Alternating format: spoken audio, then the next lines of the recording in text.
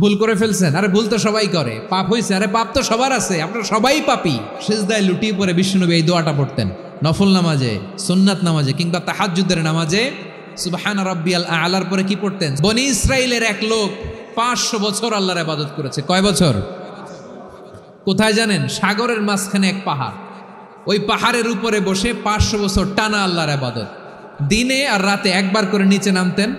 সেখানে আল্লাহ তাআলা পাথরের ভেতর থেকে তার জন্য মিঠা পানির ব্যবস্থা করে দিয়েছেন, আর একটা ডালিম গাছের ব্যবস্থা করে দিয়েছেন। সকালে নামলে একটা টসটসে ডালিম, রাতে নামলে টসটসে ডালিম। এগুলো খেয়ে খেয়ে 500 বছর সে আল্লাহর ইবাদত করেছে। আর সে আল্লাহর কাছে বলেছে, আল্লাহ আমি যখন মারা যাব সেজদারত অবস্থায় যেন মারা যাই। ঠিকই আল্লাহ সেজদারত অবস্থায় সাইয়েদনা আজরাইলকে পাঠিয়ে দিলেন। সেজদারত অবস্থায় লোকটা মারা গেল। 500 বছর ইবাদতের পরে আল্লাহর দরবারে কিয়ামতের কঠিন ময়দানে যখন লোকটা হাজির হয়ে যাবে, আল্লাহ বলবেন আদখিলু আবদি আল জান্নাতা বিরহমাতি, আমার বান্দাকে আমার দয়া আমার ভালোবাসা দিয়ে জান্নাতে ঢুকায়া দাও। 500 বছর ইবাদত করছে তো আমার দয়ায় আমার বান্দারে জান্নাত দাও। এই বান্দা বলে বালবি আমালি, আল্লাহ তোমার দয়া লাগবে কেন? আমি আমার আমল দিয়ে জান্নাতে যেতে চাই। কি দিয়ে? আমল দিয়ে। আল্লাহ বলছে আমার দয়ায় আমার বান্দারে জান্নাতে নিয়ে যাও ফেরেশতারা। এ বলে আল্লাহ তোমার দয়া লাগবে কেন? সেজদা তো কম দেই নাই, জিকির করতে করতে 500 বছর শেষ করে দিলাম, আবার তোমার দয়া লাগবে? আমি তো আবার আমলেই জান্নাতে যেতে পারি। আল্লাহ বলবেন তাই, ঠিক আছে, আমি চাইলাম দয়া দিয়ে জান্নাত দিব, তুমি চাইলে আমল দিয়ে ঢুকবা, ঠিক আছে, তোমার আমল আর আমার যে দয়া দুইটার একটু মাপ দেই। তোমার 500 বছরের ইবাদত এক পাল্লায় রাখো। আর আল্লাহ বললেন আমি যে দয়া করে এই দুনিয়ার নাজ নেয়ামত বিউটি সৌন্দর্য দেখার জন্য তোমার দুটা চোখ দিয়েছিলাম, দুটা নয় একটা চোখ আরেক পাল্লায় রাখো। রাখা হবে, দেখা যাবে ওই 500 বছরের ইবাদত হালকা হয়েছে আর মুহূর্তের মধ্যে আল্লাহর দেয়া একটা চোখের নেয়ামত ভারী হয়ে গিয়েছে। আল্লাহ বলবেন তোমার কথা মতো মাপ দেয়া হলো, এবার ফলাফল দেখো, হিসাব বলে তুমি এখন জাহান্নামে যাবা, go to the hell fire, যাও এবার জাহান্নামে যাও। মাপ জোখে যখন আসছো আমার সাথে হিসাব ক্যালকুলেশন, যাও তুমি এবার জাহান্নামে যাবা। এবার লোকটা কাচুমাচু করে বলে আল্লাহ আমি বুঝি নাই, আল্লাহ আমি বুঝতে পারি নাই, খেয়াল করি নাই, তুমি আমারে ক্ষমা করো, তুমি আমারে মাফ করো। ও আল্লাহ এবার আমি টের পেয়েছি, এবার আমি বুঝতে পেরেছি তোমার দয়া ছাড়া দুনিয়ায় কেউ জান্নাতে যেতে পারবে না, কেউ পারবে না। আল্লাহ বললেন ওরে গোলাম তুই তো কিছুই ছিলি না, অস্তিত্বহীনতা থেকে তোরে অস্তিত্বে আনলো কে? ওই ছোট্ট শুক্রাণু থেকে মায়ের পেটে 9 মাস ধরে খাবার দিয়েছে কে? আবার সুস্থতার সাথে দুনিয়ার বুকে তোরে ডেলিভারির ব্যবস্থা করে দিল কে? আবার তোর মায়ের বুকের ভেতরে 2টা খাবারের লাইনের ব্যবস্থা করে দিল কে? আবার তোকে শৈশব পেরিয়ে কৈশোর পেরিয়ে তারুণ্য, তারপরে যৌবন, এগুলো দান করলো কে? তার চেয়েও বড় কথা, পাহাড়ের মাঝখানে সাগরের মাঝখানে 500 বছর ইবাদত করার শক্তি তোর গায়ে দিয়েছে কে? এই সাগরের মধ্যে লোনা পানি লবণের পানি মুখে দেয়া যায় না, সেখান থেকে আমি পাহাড়ের ভেতর থেকে মিঠা পানির ব্যবস্থা করে দিলাম। ওই জায়গায় তোরে রিজিকের বন্দোবস্ত করলো কে? সকাল বিকাল 2 বেলা টসটসে ডালিম খাওয়ার ব্যবস্থা করে দিল কে? তোর আবদার ছিল আল্লাহ আপনি আমারে সেজদারত অবস্থায় রুহু কবজ করবেন, তোর শেষ আবদারটাও পূরণ করেছে কে? ও গোলাম আমার রহমতের তুলনায়, আমার নেয়ামতের তুলনায় তোর 500 বছরের ইবাদতের কোনো ওজনই হবে না। গোটা বিশ্বের কেউ কোনোদিন আমার জান্নাতে ঢুকতে পারবে না আমি আল্লাহর দয়া ছাড়া। হুয়ার রহমানুর রহিম, তিনি দয়াময়, তিনি মেহেরবান। জিব্রাইল আলাইহিস সালাম বিশ্বনবীর এই লম্বা হাদিসটা যখন শোনালেন, আমি যা যা বলছি এটা বিশাল এক হাদিসের অনুবাদ, বললেন ইয়া মুহাম্মদ এই দুনিয়ার সবটাই চলে আল্লাহর রহমত দিয়ে। তখন বিশ্বনবী সাহাবাদের বললেন ও সাহাবারা শোনো, আল্লাহর জান্নাতে কেউ কোনোদিন প্রবেশ করতে পারবে না তার রহমত ছাড়া। সাহাবারা বললেন ইয়া রাসূলুল্লাহ আপনিও না, আপনিও কি আল্লাহর রহমত ছাড়া প্রবেশ করতে পারবেন না? বিশ্বনবী বললেন না আমিও না, আমি বিশ্বনবীও আল্লাহর জান্নাতে আল্লাহর রহমত ছাড়া ঢুকতে পারবে না, তবে কিয়ামতের দিন আল্লাহর রহমত আমার চারদিকে বেষ্টনী দিয়ে থাকবে। আল্লাহ নিজের পরিচয় দিয়ে বললেন আলিমুল গায়বি ওয়াশ শাহাদাতি হুয়ার রহমানুর রহিম, আমি হলাম রহমান, আমি রাহিম। আল্লাহরে চিনছেন? তিনি দয়ার সাগর, তিনি মায়ার সাগর। তার দয়ার সাগর যে কত বড় আপনার কল্পনাতেও নাই। এজন্য আপনার পাপ যত বড় হোক, অন্যায় যত বড় হোক, অপরাধ যত বড় হোক, আপনার জুলুম যত বড় হোক, আল্লাহর রহমান নামের দরিয়া তার চাইতেও বড়। আল্লাহ বলেন, খুলিয়া ইবাদিয়াল্লাযীনা আসরাফু আলা আনফুসিহিম লা তাকনাতু মির রাহমাতিল্লাহ ইন্নাল্লাহা ইয়াগফিরুয যুনুবা জামিআ ইন্নাহু হুয়াল গফুরুর রহিম। ও আমার গুনাহগার বান্দারা শোনো, জুলুম করেছো, ভুল করেছো, অন্যায় করেছো, আল্লাহর রহমত থেকে নিরাশ হয়ো না। আমরা বিশ্বাসীরা কশিনকালে আল্লাহর রহমত থেকে নিরাশ হব না।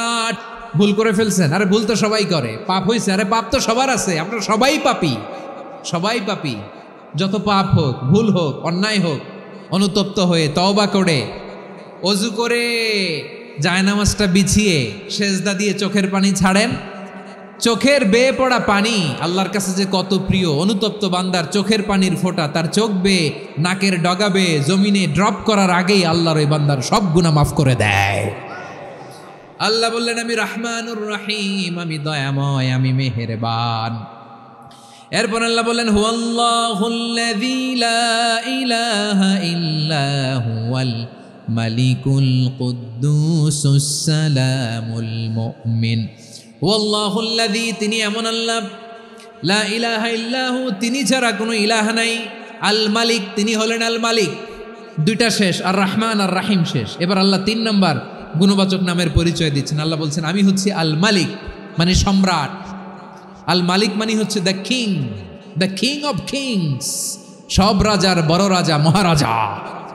তার চেয়ে বড় রাজা আর কেউ নাই, তার চেয়ে বড় সম্রাট আর কেউ নাই, তার চেয়ে বড় ক্ষমতাধর সত্তা মহাবিশ্বে দ্বিতীয় কেউ নাই। চিৎকার করে বলেন ঠিক কিনা? তিনি আল মালিক। আল মালিক মানে ক্ষমতাধর, ক্ষমতার মালিক, রাজা ধীরাজ বাদশাহ। তার ক্ষমতা আর আমাদের ক্ষমতা একরকম নাকি? আবার আমার নবী, বিশ্বনবী যখন সিজদায় লুটিয়ে পড়তেন, আম্মা জানা এসে বলেন, আমরা তো সিজদার মধ্যে সুবহানা রাব্বিয়াল আলা বলেই শেষ, কিন্তু বিশ্বনবী তাহাজ্জুদের নামাজে, নফল নামাজে, সুন্নত নামাজে 3 বার সুবহানা রাব্বিয়াল আলা তাসবিহ পড়ার পরে তিনি পড়তেন, সুবহুন কুদ্দুসুন রাব্বুল মালাইকাতি ওয়ার রূহ। সুবহ কুদ্দুস রব্বুল মালাইকাতি ওয়ার রূহ। সিজদায় লুটিয়ে পড়ে বিশ্বনবী এই দোয়াটা পড়তেন। নফল নামাজে, সুন্নাত নামাজে কিংবা তাহাজ্জুদের নামাজে সুবহানা রাব্বিয়াল আলার পরে কি পড়তেন? সুবহুন। আওয়াজ করে বলেন, সুবহুন কুদ্দুসুন রব্বুল মালাইকাতি ওয়ার রূহ। মানে আল্লাহ আপনি প্রশংসিত, আল্লাহ আপনি অতি পবিত্র, আপনি সব ফেরেশতা কুলের রব, ফেরেশতাদের সরদার জিব্রাইলের রব। সুবহানাল্লাহ। নফল নামাজে, তাহাজ্জুদের নামাজে, সুন্নত নামাজে সিজদার যে তাসবিহ সুবহানা রাব্বিয়াল আলা 3 বার পড়ার পরে আমার ভাইরা, মহিলা প্যান্ডেলে আমার যে মায়েরা বোনেরা আছে, 3 বার সুবহানা রাব্বিয়াল আলা পড়ার পরে পড়বেন সুবহুন কুদ্দুসুন রব্বুল মালাইকাতি ওয়ার রূহ। আবার বিশ্বনবী বলেন, ইন্নাল্লাহা তাইয়্যিব লা ইয়াকবালু ইল্লা তাইয়্যিবা। আল্লাহ পবিত্র, পবিত্রতা ছাড়া তিনি কিছু গ্রহণ করেন না, অপবিত্র কোনো কিছু আল্লাহ গ্রহণ করে না। অনেকে আছে ঘুষ খায়, সুদ খায়, অন্যায় অপরাধ চাঁদাবাজি যা আছে সব করে, হারাম টাকা, হারাম উপার্জন। এই হারাম উপার্জন দিয়ে আবার মসজিদ বানায়, আছে না নাই? ইনকাম সবটাই হারাম, ওইটা দিয়ে আবার এতিমখানা বানায়, আছে না নাই? ওইটা আল্লাহ কবুল করবে না, কারণ আল্লাহ নিজে পবিত্র। পবিত্র না হলে কিছুই অ্যাকসেপ্ট করেন না। সুবহানাল্লাহ পড়েন। তাহলে বুঝলাম তিনি আল কুদ্দুস মানে অতি পবিত্র। এরপরে আল্লাহ বলেন, আমি হচ্ছি আসসালাম। আসসালাম মানে হচ্ছে শান্তির আধার। সালাম মানে কি? শান্তির আধার, যার কাছ থেকে শান্তি আসে, দ্য সোর্স অফ পিস। তিনি শান্তির আধার। এজন্য আমরা একে অপরের সাথে দেখা হলে কি বলি? সালাম সালাম হাজার সালাম, সকল শহীদ স্মরণে আমার হৃদয় রেখে যেতে চাই তাদের স্মৃতির চরণে। সবাই বলেন সালাম সালাম হাজার সালাম, সকল শহীদ স্মরণে আমার হৃদয়ে রেখে যেতে চাই তাদের স্মৃতির চরণে। পড়েন আমিন। আমরা সকল ভাষা শহীদ, সকল মুক্তিযোদ্ধা তাদের জন্য দোয়া করি, এবং 24-এর ছাত্র নাগরিক অভ্যুত্থানে যারা শাহাদাতের সর্বোচ্চ নাজরানা পেশ করে এই নতুন ভোরের বাংলাদেশ আমাদেরকে উপহার দিয়েছে, তাদের জন্য আল্লাহর কাছে দোয়া করি। সবাই বলেন আমিন। আল্লাহর একটা নাম হচ্ছে আসসালাম, মানে হচ্ছে শান্তির আধার, দ্য সোর্স অফ পিস। শান্তি দেওয়ার মালিককে। এজন্য শান্তি চাইবো কার কাছে? আল্লাহ তুমি আমার দেশটাকে শান্তিময় করো, বলেন আমিন। আল্লাহ তুমি আমাদের পরিবারের শান্তি নসিব করো, পড়েন আমিন। আল্লাহ আমাদের জীবনটাকে তুমি শান্তিময় করো, পড়েন আমিন। এজন্য বিশ্বনবী সালাম ফিরানোর পরে 3 বার পড়তেন আস্তাগফিরুল্লাহ আস্তাগফিরুল্লাহ আস্তাগফিরুল্লাহ। এরপরে বিশ্বনবী পড়তেন আল্লাহুম্মা আনতাস সালাম ওয়া মিনকাস সালাম তাবারাকতা রাব্বানা ইয়া যাল জালালি ওয়াল ইকরাম। ও আল্লাহ আপনি শান্তির আধার, আপনার কাছ থেকে শান্তি আসে, আপনি বরকতময়। এই দোয়াটা পড়েন, আপনারা পড়বেন আজকে থেকে। আল্লাহুম্মা আনতাস সালাম ওয়া মিনকাস সালাম তাবারাকতা ইয়া যাল জালালি ওয়াল ইকরাম। আবার জান্নাতের আরেকটা নাম হচ্ছে দারুস সালাম, মানে শান্তির ঘর। সালামের পরে আল্লাহ বললেন আল মুমিন, আমার আরেকটা নাম হচ্ছে আল মুমিন। আল মুমিন মানে হচ্ছে নিরাপত্তা দানকারী। আমাদের নিরাপত্তা দেয় কে? অনেক সময় এরকম হয় না যে অনেক সিকিউরিটি দিয়ে রাখছে, কিন্তু স্নাইপার দিয়ে এমনভাবে গুলি করছে একেবারে বড় সাহেবের মাথায় যে গুলি লাগছে, আছে না নাই? এখন সবাই মিলে বডিগার্ডের ধরে, যাই বেটা বডিগার্ড, এত টাকা দিয়ে বডিগার্ড রাখছি, আমাদের স্যারের মাথায় গুলি লাগলো কিভাবে? তো বডিগার্ড বলে আপনার স্যারের বডি তো আছে, এই যে বডি নিয়ে যান। আমি তো রুহু গার্ড না, রুহু গার্ড হচ্ছে একজন। চিল্লায় বলেন তিনি কে? আমার ভাইরা, দুনিয়াতে টাকা হলে বডিগার্ড মিলে, কিন্তু রুহু গার্ড মিলে? যা আমি 10 লক্ষ টাকা দিব, রুহু গার্ড লাগবে, আমার রুহু কেউ চিনে নিতে পারবো না, এরকম পাওয়া যায়? কি পাওয়া যায়? বডিগার্ড পাওয়া যায়, রুহু গার্ড পাওয়া যায় না। ওই রুহের নিরাপত্তা দেয় কে? আল মুমিন, দ্য প্রোভাইডার অফ সিকিউরিটি। তিনি নিরাপত্তা দেয় তার নেককার বান্দাদেরকে, দুনিয়াতে নিরাপত্তা দেয়, আখিরাতেও নিরাপত্তা দেয়।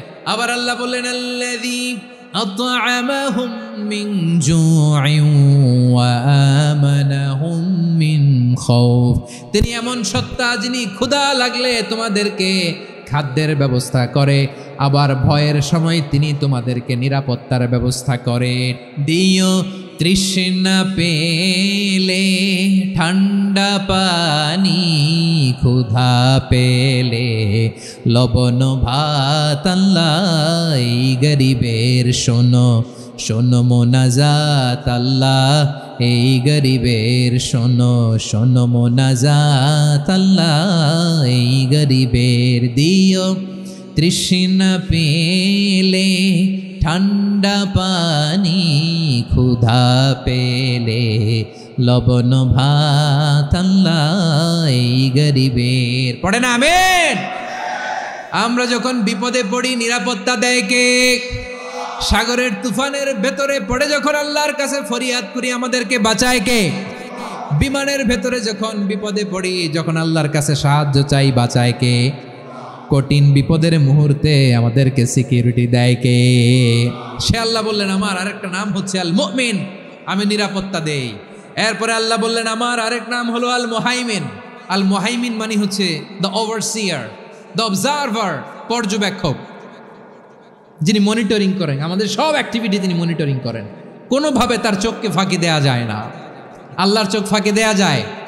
আচ্ছা আওয়াজ করে বলেন তো, পুলিশ ভাইদের চোখ, পুলিশের চোখ মাঝে মাঝে ফাঁকি দেয়া যায় কি যায় না? সেনাবাহিনীর চোখ, র্যাবের চোখ, ইনকাম ট্যাক্স অফিসারের চোখ, দুর্নীতি দমন কমিশনারের চোখ, কিন্তু আল্লাহর চোখ? আল্লাহর চোখকে কশ্চিনকালেও কখনো ফাঁকি দেয়া যাবে? যেখানেই যান, ঘরের ভেতরে ঢুকে জানলা লাগিয়ে দরজাটা লক করে যদি অন্যায় করেন, পাপ করেন, দুনিয়ার কোনো চোখ দেখে নাই, দেখেছে কে?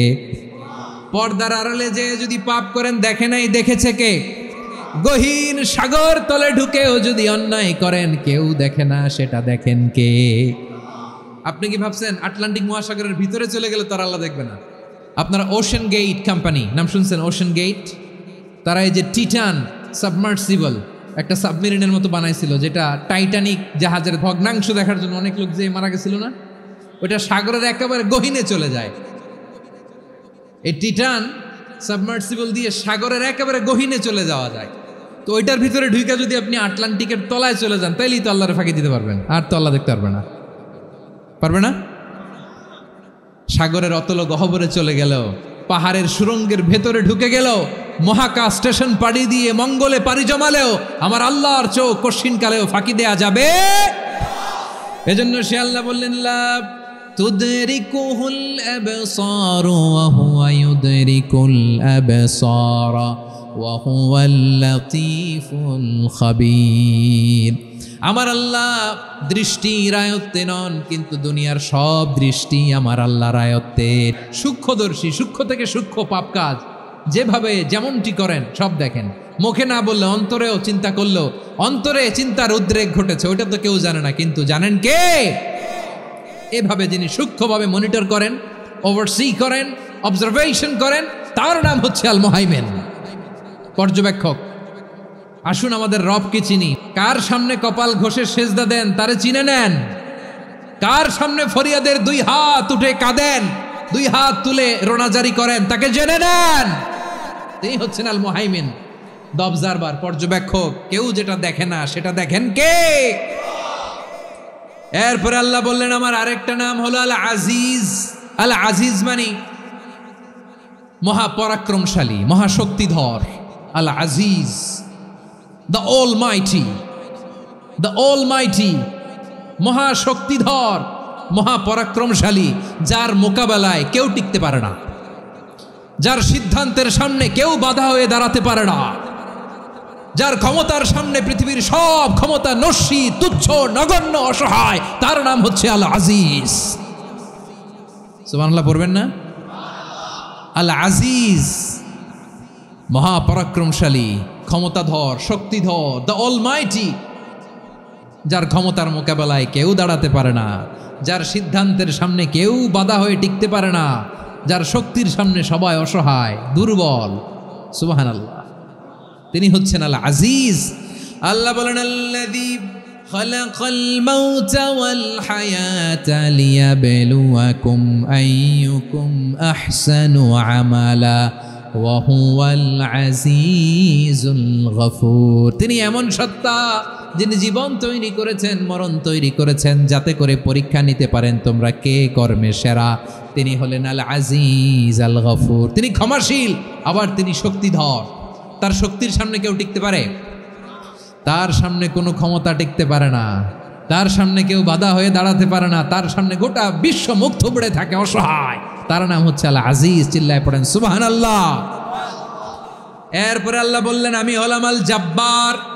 জব্বার মানে দুর্দণ্ড, প্রতাপশালী, দ্য ডমিনেন্ট, যিনি সবাইকে বশ মানাতে পারেন, সবাইকে অনুগত করতে পারেন, যিনি সবাইকে পূর্ণ নিয়ন্ত্রণ করতে পারেন, তার নাম হচ্ছে আল জব্বার। আল্লাহ বলেন হুয়াল কাহিরু ফাওকা ইবাদিহি ওয়া হুয়াল হাকীমুল খাবীর। কাহিরু ফাওকা ইবাদি, তিনি বান্দাদের উপর কাহের, একচ্ছত্র নিয়ন্ত্রণকারী। তিনি যেমন চান তেমন ভাবে বশ মানাতে পারেন সবাইকে। তিনি হচ্ছেন আল জব্বার। তিনি কি?